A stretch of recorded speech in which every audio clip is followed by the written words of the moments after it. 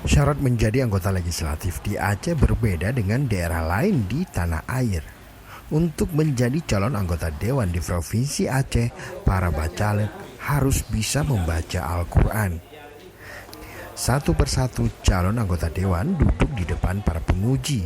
Kemudian mereka membaca Al-Quran dengan mengikuti arahan penguji.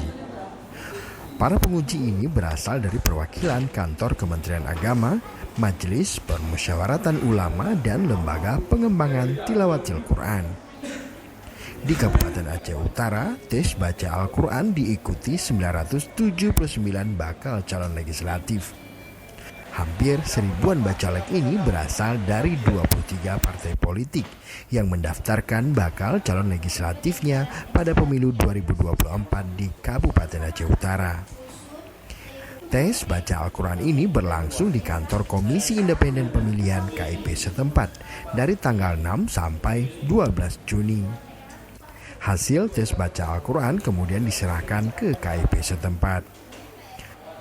Ketua KIP Aceh Utara Zulfikar mengatakan, jika ada bacalek yang tidak dapat mengikuti uji baca Al-Quran di waktu yang sudah ditentukan, pihak KIP meminta kepada pengurus parpol untuk segera melapor agar dapat dilakukan penjadwalan ulang dalam kurun waktu hingga 12 Juni.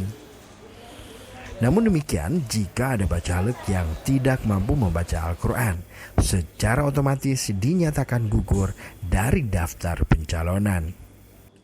Ya, sesuai dengan tahapan yang dikeluarkan oleh KIP Aceh bahwa dalam konteks Aceh hari ini setiap bacalek itu harus yang pertama adalah mampu menjalankan syariat Islam dan mampu membaca Al-Quran.